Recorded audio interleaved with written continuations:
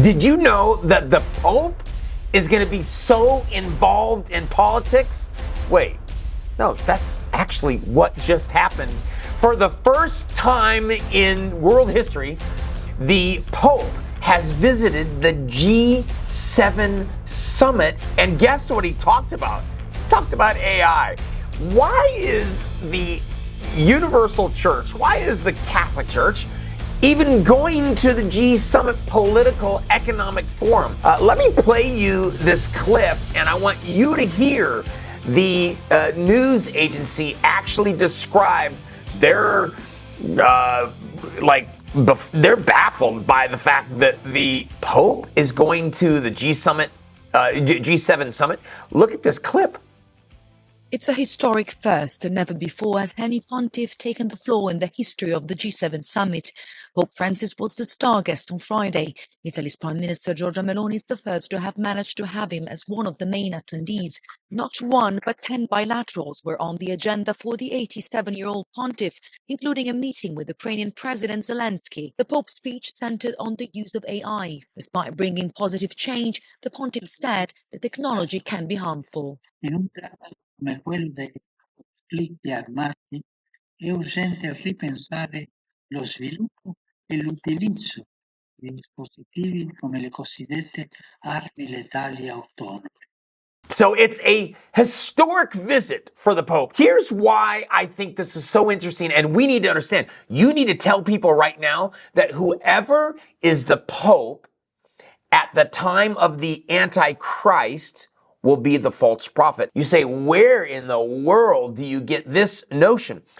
In Daniel chapter 2, and I have my Bible here, in Daniel chapter 2, it simply says, and we can start at verse 33, 33. It says here, his legs of iron, and it says his feet part of iron and part of clay. So if you go back through the history here and you go to Daniel chapter 2, you look at all the reigns of power, you see that in 800 AD, Pope Leo III crowned the head of Charlemagne in 800 AD, and he said, I now crown you the emperor of the Holy Roman Empire. So there's this union in Europe between the Catholic Church and then a political figure, and that's been the Holy Roman Empire. You have the Holy Roman Empire depicted in Daniel chapter 2, there that the legs mingled with clay. It will be, during the time of the Antichrist, a revival of that system. That's why we know that the Antichrist and the false prophet will work hand in hand, because they will actually be in unison, working together politically, and they will be working spiritually, which is interesting. Like, the Antichrist will say that, hey, I'm spiritual. In fact, I'm considered by some as the Messiah, and will be worshipped. And he'll do away with the sacrifices on the Temple Mount. Can you believe it? We don't even have a Temple Mount. I'm telling you today that the Pope is going to be the false prophet, and then we're going to have a Temple Mount with a temple and a Jewish temple on the Temple Mount. I'm telling you right now, I know it. Why? Because it's in the Bible. It's prophesied in the Bible. In Revelation chapter 17, we see that the Catholic Church is the mystery Babylon, the great harlot. A virgin is the pure church, but a harlot is a fake church. It is not the truth. It is not the virgin. And so we see in Daniel chapter 2 that there will be a revival of the Holy Roman Empire. And so that's how we know that the Pope and the false prophet will work hand in hand. Interesting, Pope Leo III was from a territory that's in France. I looked up where Emmanuel Macron, obviously he's the leader of France now. Charlemagne, let me take that back. Charlemagne was from France. He was the political leader in that Holy Roman Empire union. And so I looked up Emmanuel Macron. And obviously, Emmanuel Macron is from France. We know that Charlemagne was from this little territory in France. Is it possible that Emmanuel Macron could be the Antichrist? I think so. It's possible. Do I know that for a fact? No, I don't know that. I'm just telling you he's the leader of France. And the first, Charlemagne, was from France. My eyes are peeled on anybody coming from France.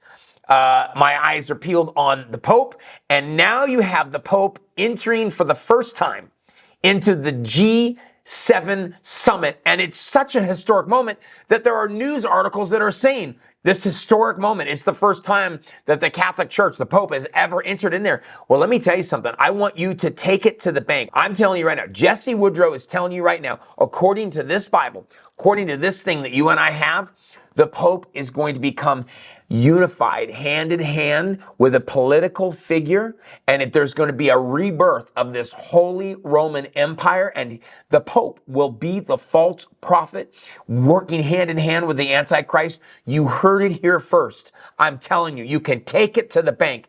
If we were allowed to bet, I'd bet $10 million on this, because that's what the Bible says. We need to be preaching that the Pope is the false prophet. We need to be teaching that there is a unification in Europe, and that's going to happen between the Catholic Church and a political figure, just like it did in 800 AD with Pope Leo III and Charlemagne. That's what we need to be preaching. The end time is right now. The Pope, for the first time ever, went to the G7 summit. Are you kidding me? And he's talking about AI? Bro, stay out of AI, and stay out. If I was his counselor, I would say, we got to deal with this one issue that the Bible says that we are the false. If I was a counselor to the Pope, I'd say, man, how are we going to deal with the Bible? This prophecy says we're the great harlot.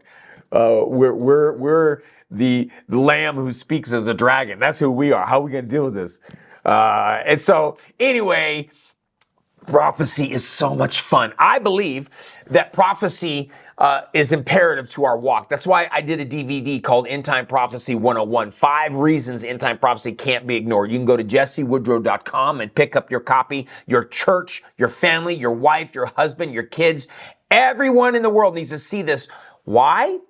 Because we have to understand, why is prophecy important? If you don't even understand that it's important, if you don't even know that you're supposed to pay attention to it, how could you pay attention to it? So this is the foundational teaching in a series that I'm going to start recording, which is End Time Prophecy 101. I'm going to take us through all the basics so that everybody understands the basics, looking forward, moving forward. End Time Prophecy 101, 5 reasons why end time prophecy can't be ignored. You can pick up your copy.